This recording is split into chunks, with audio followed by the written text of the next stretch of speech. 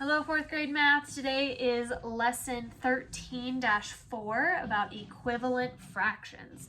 Okay, so equivalent fractions just means two fractions that equal the same amount. Okay, and I'm going to show you what that means with this example. Okay, so I have this rectangle right here, and this just is going to represent my whole. Okay, so this is one whole rectangle. Okay, so if I were to break this rectangle into two pieces, I would have two halves. Okay, so when I put those two halves together, it is the same as one whole, right? But if I were to break it into even smaller parts, let's say 8 parts, okay, I would need 1, 2, 3, 4,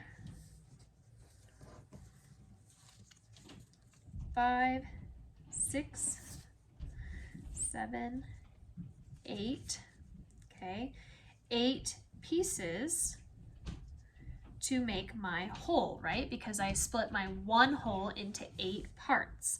Okay, so equivalent fractions, if I'm going to use these as my example, okay, one whole looks like this.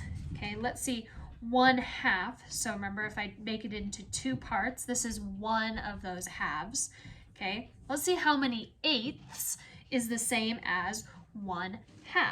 So if I line up my pieces, I'm just going to put in 1/8 until it matches up with my 1/2. So let's find out what are the equivalent fractions. So 1/2 is the same as 1, 2, 3, 4 eighths.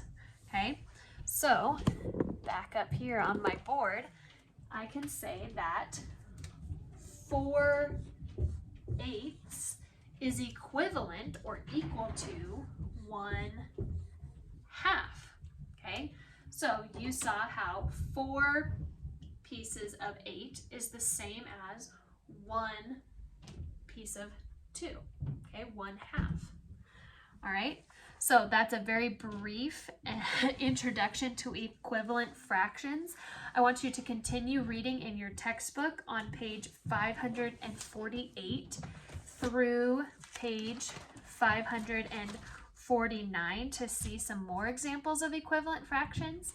And there's also a second video below this that I want you to watch before you complete your assignment for today. All right, I'll see you later. Bye.